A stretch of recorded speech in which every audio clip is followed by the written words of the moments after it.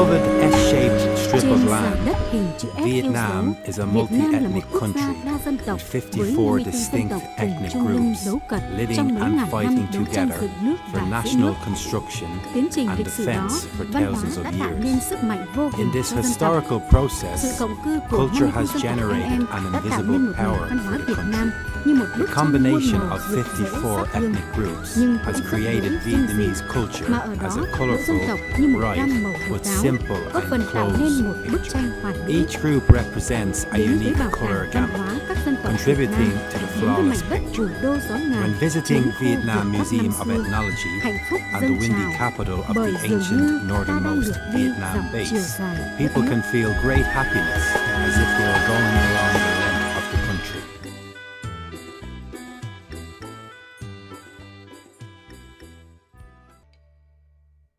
Between the years 1958 and 1960, in the northern part of Vietnam, together with the tasks of politics and economic development, the construction of a culture orientated to socialism was a mission the government was concerned with. Developing the institutions of the museum was a significant cultural policy.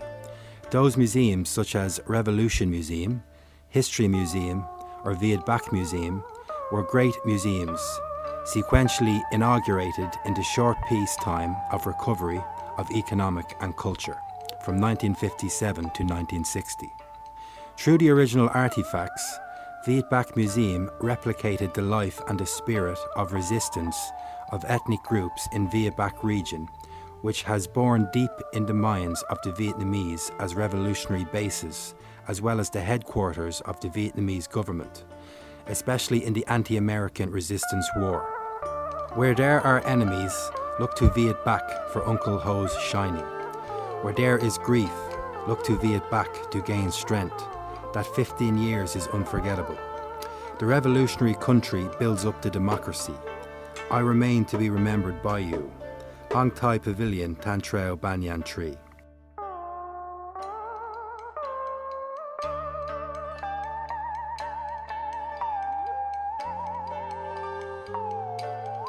For constant supplement of the artifacts and gradual development of the galleries, ever since it started to operate, Viet Bac Museum had organised several collecting trips in the years between 1963 and 1964. The subjects of those collecting trips were basically focused on the artifacts that reflected the anti-American resistance war from 1945 to 1954 and the culture of the ethnic people in Viet Bac Autonomous Region. The number of documents and artifacts contributing to the museum's artifact storage becomes greater and richer by the time, which allowed the museum to build innovative ethnic cultural galleries in 1965, in addition to the Revolution history ones. Although the museum had only a small number of staff during the anti-American resistance war, 1965 to 1975, we still managed to transfer the artifacts to the safe places. Places such as Cuc Duong, Van Hang, Ming Lap and Yang Lang were acknowledged in the development of the museum, especially during the years of the destructive war. After American Empire stopped bombing the north of Vietnam, the staff of the museum quickly delivered the resources from the evacuation zone to the museum to continue their missions and functions. At that time, in addition to exhibiting the Viet Bac base, the museum had an additional room introducing the human and the nature of the autonomous regions. Besides, we continued collecting documents and extended their natural and human ranges, reflecting the beauty of Viet Bac area.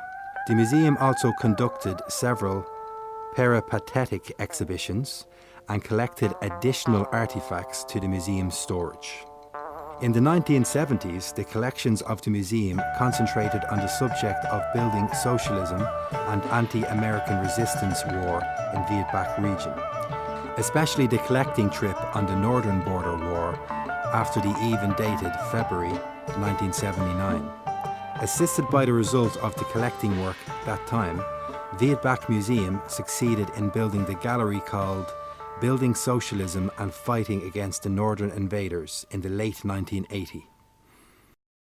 Công tác nghiên cứu sưu tầm của cái Bảo tàng Văn hóa Dân tộc Việt Nam ấy, The museum's research and collecting work is divided into two phases. The museum, formerly Viet Bac Museum, has seen some changes since 1960. For official establishment and operation of the museum, there needs to be sufficient items for exhibition. Before 1960, as early as in 1957 and 1958, Viet Bac Autonomous Region held two large-scale exhibitions on Viet Bac land and people, the Revolution and the Resistance War against the French colonialists. In these two exhibitions, thousands of objects were collected, and then in 1963 came the official establishment of the museum. The initial objects, which were first gathered by the Department of Research, have been supplemented later by the museum to make exhibit rooms. At that time, the exhibit mainly displayed Viet Bac nature, people and land, the history of Viet Bac people's revolutionary struggle. Early collecting had contributed a large number of original items representing cultural identities of Viet Bac peoples, nation's resistance wars, to attract tens of thousands of visitors. In 1975, after the liberation of the South, the party and state raised a policy to omit Vietnam Bac Autonomous Region. In 1975, after the liberation of the South, the party and state raised a policy to omit Viet Bac Autonomous Region. Therefore, Viet Bac Museum was changed to the Museum of the Cultures of Vietnam's Ethnic Groups, directly under the Ministry of Culture, Sports and Tourism, which researches into the cultural heritage items of 54 ethnic groups nationwide. Initially, it was so hard to do collecting works relating to the history of all ethnic groups, ranging from economic activities, housing construction, to culture, arts and sports. These cultural identities that initially characterized the rural areas deeply had been eroded over the market mechanism periods. As a result, the items for display could be found in remote areas, but cities and towns near the national highway. Therefore, the collecting staff had to work extremely hard, as they needed to study written materials first and then outline field trips, which were divided into groups with a lot of traffic inconveniences. The groups had to queue from midnight for tickets. Everything was much harder.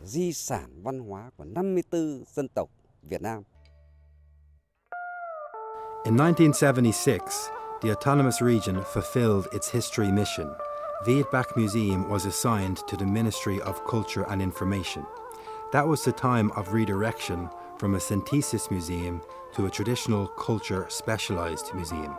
The managing agency, the Ministry of Culture and Information, had the policy on gradually changing Viet Bac Museum to a traditional culture specialized museum, which focused mainly on the culture of every single ethnic group.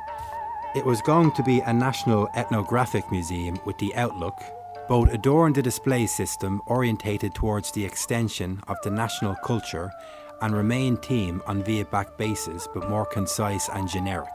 The artifacts that reflected the spirit of the revolution and resistance of Viet Bac people were gradually transferred to the museum in the provinces belonging to the former Viet Bac municipality, and some other museums such as Museum of the Vietnam People's Army, Ho Chi Minh Museum, or Museum of Military Zone.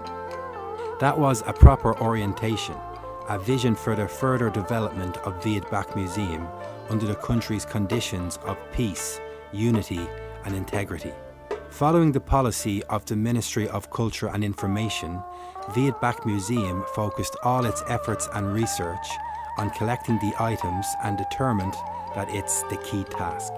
The collecting trips on the documents, artifacts, were quickly conducted, and the galleries introducing items on national culture were progressively adjusted to welcome the visitors on holidays of the area. The exhibitions were transferred to remote areas. At that time, the museum also welcomed several leaders of the country, such as former Minister Pham Van Duong, General Von Nguyen Giap, Miss Nguyen Thi Dinh, Prime Minister Chang Woo Duc, the Minister of Culture and Information, Chang Huan, Minister Vo Van Kiet, Prime Minister Win Kang to visit and encourage. They all personally visited the display, Unique Culture of the North Ethnic Groups, of the exhibition 15 Years in Freedom, held in Ho Chi Minh City. On March 31st, 1990, Viet Bac Museum was renamed the Museum of Culture of Vietnam's Ethnic Groups, according to decision number 508. From 1981 to 2000, the museum organised collecting trips on ethnography in 40 provinces and nearly 150 villages, which had people from all 54 ethnic groups throughout the country. Collecting regions were often remote areas, borders and islands which were far away from cities.